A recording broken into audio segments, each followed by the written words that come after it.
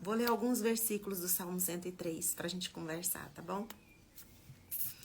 Bendiz a minha alma ao Senhor, e todas as minhas entranhas seu santo nome.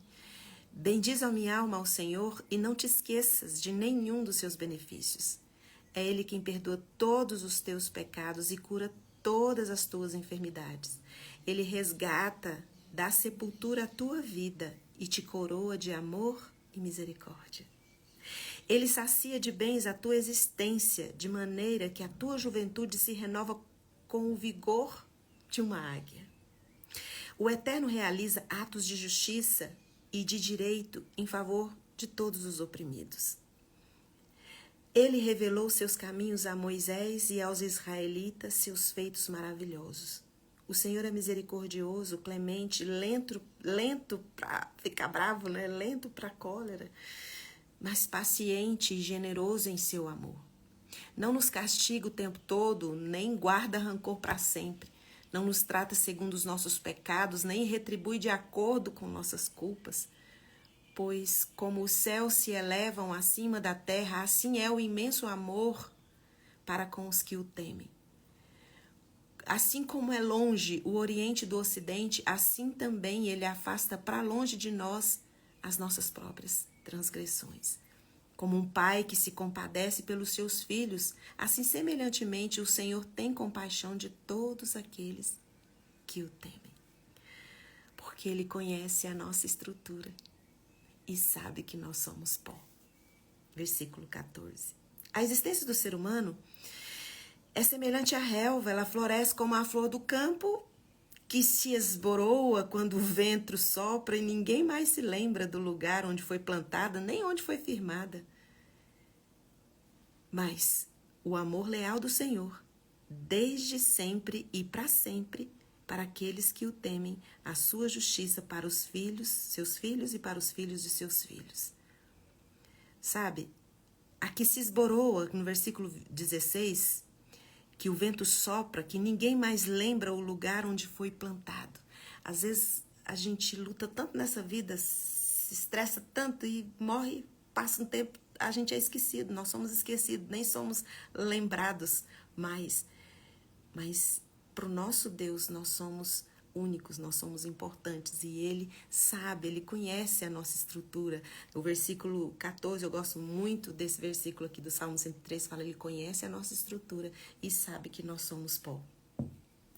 Eu amo muito esse Salmo porque ele revela o quão grande é o amor de Deus por nós, que insiste, é um amor insistente e persistente, que não nos abandona. É Salmo 103, eu li até o versículo 17. Mas eu queria trazer para você hoje, conversar com você sobre as sentenças que são liberadas na nossa vida. Tem muitas coisas que são colocadas na nossa vida, às vezes na infância, e às vezes nos paralisa na vida adulta. E aí eu queria conversar com você sobre isso, porque eu não sei por qual sentença que tem te paralisado. Foi alguma palavra que sua mãe disse quando você era criança, seu pai, ou a professora? Ou às vezes não é nada disso. Às vezes você está com um diagnóstico médico nas mãos. Ou às vezes também não é nada disso. Às vezes lá no seu trabalho, você está com aviso prévio. Já está lá, você só está cumprindo o aviso. Então, durante o decorrer da nossa vida, nós enfrentamos algumas sentenças. E hoje, estudando um pouco o devocional, eu gosto muito da Isabela Barros. Vocês podem procurar naquele aplicativo da YouVersion, aquela Bíblia lá, que ele ou então se você digitar Isabela Barros no Google, tem vários devocionais dela maravilhosos. E tem um devocional dela que fala sobre sentenças. E eu achei bem interessante. Eu vim conversar um pouquinho com vocês sobre isso. Isabela Barros com 2 L's, tá? Isabela Barros. Tem vários devocionais dela muito bom. E ela falando sobre sentenças, trouxe a vida de Esther, de Moisés e de Daniel. Eu não vou falar de Daniel hoje. Eu escolhi, no lugar de Daniel, falar sobre Jesus. Então, eu queria trazer 3 tipos de sentenças que às vezes eu e você enfrentamos. Tem várias sentenças, mas hoje eu vou resumir em 3, porque nós temos pouco tempo aqui. Tem sentenças que Deus vai nos livrar dessa sentença. A sentença não vai mudar, mas vai ter um escape, vai ter um jeito da gente escapar, da gente fugir dessa sentença. Tem sentenças que nós vamos ter que lutar, nós vamos ter que batalhar, nós vamos ter que encará-las de frente, mas a gente vai conseguir. Já existem sentenças na nossa vida, que foi a sentença de Jesus, que ele cumpriu a sentença até o final. Ele enfrentou a sentença e se entregou à sentença por amor a mim e a você. Mas existem sentenças, existem coisas que acontecem na nossa vida que a gente precisa encarar. Como essas pessoas aqui encararam na Bíblia, que eu queria citar para vocês. A sentença de Moisés foi lá em Êxodo 1:22. O faraó determinou, né, disse assim: todos os meninos que nascerem aos hebreus, lançai-os no Nilo, mas todas as meninas deixai-as viver. Então Moisés, quando nasceu, tinha uma sentença que ele deveria morrer, que ele iria morrer. E não mudou essa sentença. Mas nem a mãe dele ficou ali orando para que a sentença fosse mudada, para que Deus mudasse o coração do faraó e tirasse aquela sentença e voltasse atrás. Não. Ela escondeu, protegeu, e com um direcionamento estratégico que Deus deu para Joquebede, ela também colocou o filho dela no Nilo. Vários bebês foram jogados no Nilo. Moisés também. Só que ele foi jogado estrategicamente. E ele foi livrado daquela sentença. Você pode ler a história lá de Moisés. Então, tem sentenças que nós temos o livramento dela. Através de uma estratégia, através de um jeito que Deus vai mostrando para nós, e a gente consegue se livrar daquela sentença, ficar livre dela. Já Esther não ficou livre da sentença, mas ela buscou em Deus as armas e a estratégia certa para que pudesse derrotar aquela sentença. Então o povo judeu foi vitorioso, porque Esther buscou em Deus não uma forma de fugir da sentença, porque não tinha como fugir daquela sentença, ia ter que encarar aquela sentença. E lá se você for ver Esther, a partir do versículo 3, você vai ver que do capítulo 3, Amã chegou pro rei Xerxes e falou: tem um povo aí que eles adoram Deus e o estilo deles de leis é muito diferente da sua. Chegou com uma conversa meio torta, o Xerxes acreditou e foi lançada essa sentença para que todos os judeus fossem mortos. E eles enfrentaram a sentença e derrotaram a sentença. E já Jesus, eu já conversei aqui várias vezes com vocês, né? Jesus, quando ele começou o ministério dele, ele tinha 30 anos, mas ele sabia que o ministério dele iria durar apenas 3 anos. Jesus sabia. Tanto é que toda vez que chegava: Jesus, vão chegar aqui para te prender. Jesus falava: não chegou a minha hora. Não é agora. Lá no barco, quando os discípulos desesperados: Jesus, nós vamos morrer. Jesus sabia que não ia morrer afogado. Não era aquele tipo de morte que ele ia enfrentar. E Jesus se entregou e a sentença ali foi cumprida, mas também foi derrotada porque ele ressuscitou. Mas ele, como foi a reação dessas pessoas? A família de Moisés não ficou ali desesperado, fizeram ali uma reunião de oração e ali querendo que mudasse a sentença. Não, foi bolando as estratégias, buscando as soluções para poder se livrar daquela sentença.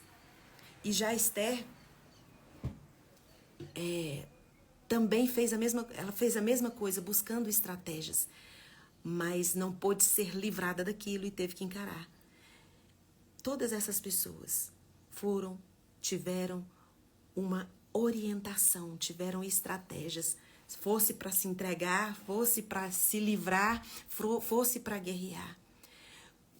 E como você tem reagido? Jesus, em nenhum momento, ele ficou trancado se isolou e ficou trancado, deprimido, porque iria morrer. Porque ele era 100% homem também. Você fala, mas Jesus era Deus, mas também era 100% homem. Ele sofreu todas as dores, todas as angústias, sofreu ansiedade, tinha tristeza. Mas a Bíblia diz que as atitudes de Jesus eram, toda vez que você lembra de Jesus, você lembra de milagres. É ou não é? Toda vez que você pensa em Jesus, o que você pensa? Você não pensa em Jesus no fundo do poço, chorando, esperando a hora de morrer. Você vê um Jesus ativo, proativo, um Jesus que ia aos casamentos, dançava, festejava, ele curava. Diz que todas as pessoas que chegavam perto de Jesus, de alguma maneira elas eram curadas. Se tocassem, só de estar perto, só de ouvir, eram curadas. Então, muitas vezes nós temos permitido que as sentenças nos paralisem. E você precisa entender que esse Deus aqui que te ama, assim como o Ocidente é longe do Oriente, assim Deus coloca distante de nós o nosso pecado de nós, Ele afasta de nós o nosso pecado, porque o nosso pecado é que faz separação entre nós e o nosso Deus. Nós não temos força para lutar contra as coisas que nos afastam da presença de Deus, mas Deus é poderoso o suficiente para nos manter distante das tentações, dos pecados, das coisas que nos paralisam e que nos distanciam dele. Por isso a gente precisa ficar conectado, porque nós somos pó, nós somos como a relva do campo. Nós temos pouco tempo aqui na Terra e nós não podemos permitir que as sentenças, que os diagnósticos possam tirar de você e roubar de você seus dias de vida aqui na Terra. Tudo de bom que você vive aqui é apenas uma fotografia diante daquilo que Deus tem para você no céu. Sabe, muitas pessoas têm ficado presas às sentenças e têm deixado de viver com medo. Medo de morrer, medo. Não tenha medo do céu, não tenha medo de morrer. Isso é o fim de todo mundo. E o dia que a morte chegar para você, você já vai acordar do outro lado da eternidade. Lá onde não há choro, não há dor, não há tristeza. Mas enquanto você estiver do lado de cá, busque em Deus a saída para as suas sentenças. Mas não pare. Não pare. Joquebede não parou. Esther não parou. Jesus não parou. Não pare. Não fique imóvel neste lugar. Deus tem vida para você, enquanto você viver. Aqui deste lado da eternidade, você já pode desfrutar um pouco do céu aqui na terra, das coisas que Ele conquistou na cruz do Calvário para que nós tivéssemos, sabe? Eu gosto muito do escritor que ele chama Charles Swindoll. Resumindo uma frase que ele disse, ele fala assim: o impossível é a nossa oportunidade que nós temos de brilhar. E eu digo mais, o impossível é a oportunidade que nós temos de ver o nosso Deus Criador em ação.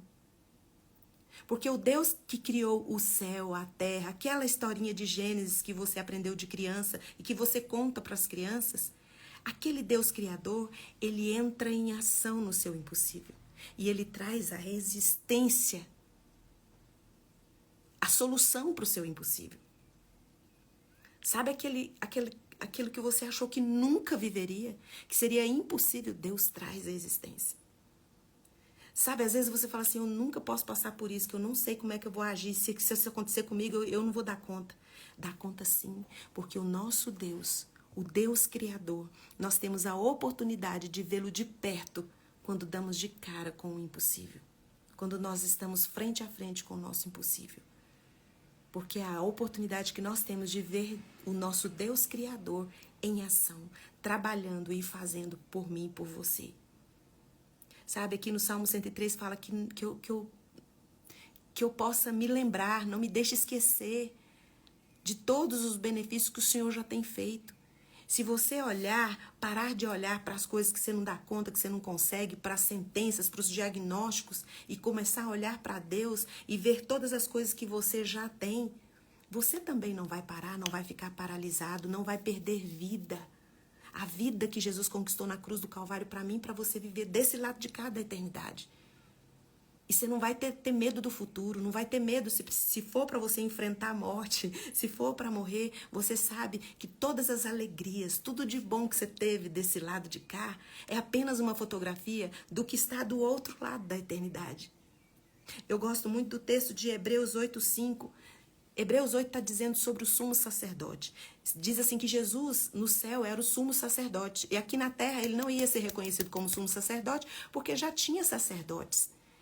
E fala assim, esses sacerdotes que existem, eles servem num templo que é apenas uma figura, uma sombra do verdadeiro tabernáculo, do verdadeiro templo que tem no céu. Lá em Hebreus 8:5 fala assim, eles servem num santuário que é cópia e sombra daquele que está no céu. Ou seja, tudo aqui na terra que você vê, que você acha bonito, que você acha legal, que traz alegria, que você vê o que Deus fez, que Deus criou, que é lindo, que é bom, é apenas uma fotografia. Tudo que você tem vivido de bênção aqui na terra é apenas uma fotografia do que nós viveremos na eternidade. Então, qual é a sentença? Qual é o diagnóstico que você está enfrentando? Talvez Deus quer livrá-lo como livrou Moisés. Talvez Deus quer equipar você para que você lute contra essa sentença e saia vitorioso. Mas talvez essa sentença, esse diagnóstico, você não sobreviva. Talvez seja uma doença que não tem cura e Deus não vai curar você, porque seu tempo aqui terminou. Mas enquanto você aguarda, você faz como Jesus. Seja portador da alegria, da salvação de alguém. Eu sei que eu estou dizendo algo assim difícil. Eu estou falando sobre sentenças aqui, eu não estou falando de algo simples. Mas eu não estou dizendo para vocês que eu tenho essa experiência e estou vivendo isso, mas eu estou dizendo de pessoas que já viveram e já vivenciaram isso. Eu tenho vivido algumas sentenças na minha vida. Tem pessoas que até chegam para mim e falam assim, mas como que você faz live todo dia se você está passando por isso? Porque eu não posso parar. Eu não posso parar. Eu vou gastar minha vida aqui, falando do que Deus faz, do que Deus tem feito. Tá certo que se eu parar e olhar para as minhas sentenças, eu tenho vontade de ficar sozinha e isolada, mas não foi para isso que Deus me criou. Não foi para isso que Deus me colocou nesse mundo. Deus me colocou aqui para ser luz, para levar para as pessoas esperança, para dizer, olha, não importa o lugar que você esteja, o Criador, o Salvador, o Jeová Rafá está com você. E não tem nenhuma sentença que possa parar você. A pior sentença foi a que foi sobre Jesus. Mas Jesus o tempo todo viveu como se não estivesse sofrendo nenhuma pressão. Porque ele era poderoso. Ele falava com o Pai nos momentos de angústia, orava, se retirava e gastava o tempo dele de angústia, de dor na presença de Deus. E Deus ia e o refazia, o reconstruía. E na presença das pessoas, ele derramava o que ele recebia no secreto com Deus. Qual é o diagnóstico que você está enfrentando? Qual é a sentença? Para de ficar na frente das pessoas, falando o tempo todo do seu sofrimento. Tem algumas pessoas que Deus separa para caminhar com a gente na dor. Mas sabe, você é tão mais que essa dor. Você é tão maior que essa sentença. Tem outras coisas também na sua vida que vai derramar e vai ajudar tantas pessoas. A Bíblia diz que é melhor dar do que receber. Quanto mais você der, quer dizer, você fala assim, mas Fernanda, não estou dando conta de mim, vou dar conta dos outros. Se você fizer o seu secreto, se retirar, orar e clamar, você não vai precisar chorar em público na frente dos outros, para as pessoas o tempo todo, porque quando você se derrama no lugar certo, para a pessoa certa, que é o seu Deus Criador, que sabe do seu impossível, é a oportunidade que você tem de ver de perto ele criando oportunidade, criando portas, criando cargos na empresa, trazendo um remédio novo para a ciência. Você quer ver o seu Deus Criador em ação? Vá para o seu quarto, chore na presença dele e em público derrama o que ele vai derramar sobre você no secreto. Que quando você derrama diante de Deus sua dor, ele derrama milagres em você, derrama alegria, derrama ousadia, derrama luz nas suas trevas.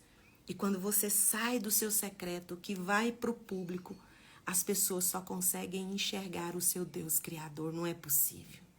Não é possível que essa pessoa está vivendo isso. Ela abre a boca, a gente sente o amor de Deus. O sorriso dele, quando ele sorri, ele transmite tanta vida, era o que Jesus transmitia. Que Deus abençoe a sua vida, que Deus abençoe o seu dia e que você entenda tudo de bom que você puder imaginar que existe na terra é apenas uma fotografia do que nós teremos no céu.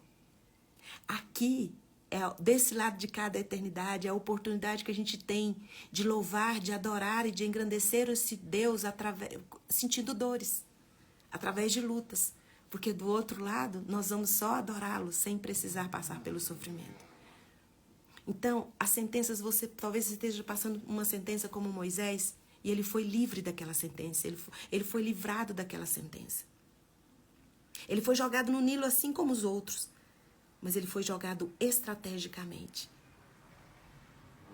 Então, estratégia, Deus tem uma estratégia para você sair desse lugar. Mas você tem que buscar nele, não tem como buscar. As pessoas não sabem o desejo da sua alma, não sabem da angústia que você está passando, não sabem o tamanho do seu problema, não sabem o tamanho da sua dor. Só Deus conhece. Então, só Ele tem a estratégia certa, porque fala, aqui no Salmo 103:14, fala, Ele conhece a nossa estrutura e sabe que nós somos pó. Sabe do que você precisa. E talvez como Esther, você vai ter que buscar em Deus estratégias para lutar.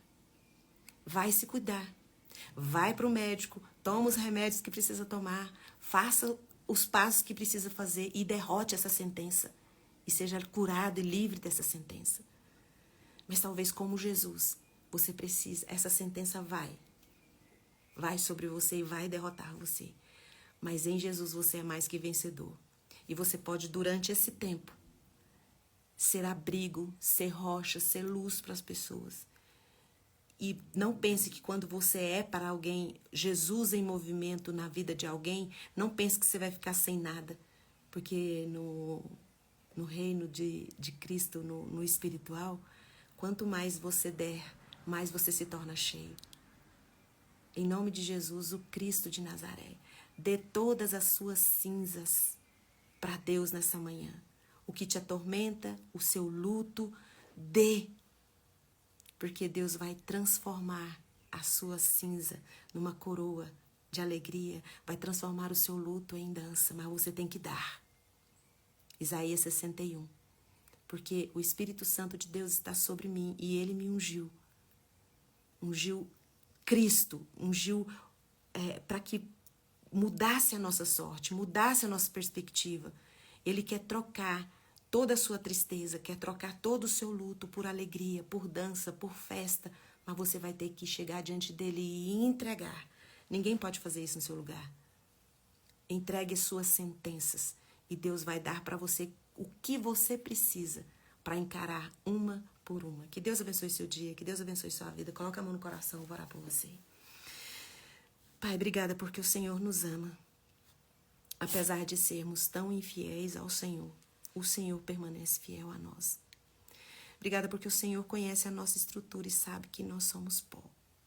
Então o Senhor sabe que sem o Senhor nós não vamos conseguir enfrentar nossas sentenças. Mas colocamos diante do Senhor as nossas vidas agora. Colocamos nossa tristeza, colocamos nossa dor, colocamos nossa angústia. E estamos com o nosso coração abertos para receber do Senhor toda a porção que o Senhor já tem nas tuas mãos para derramar sobre nós. Em nome de Jesus, o Cristo de Nazaré, agora na autoridade que o Espírito Santo de Deus me dá, por causa do sangue de Jesus derramado na cruz do Calvário, eu ministro cura sobre você. Seja curado de toda doença do seu corpo, toda enfermidade de alma. Agora, em nome de Jesus, o Cristo de Nazaré. Um beijo e até amanhã, 6h30. Um beijo e um abraço para todos também do Facebook e do YouTube. Amo vocês. Tchau, tchau.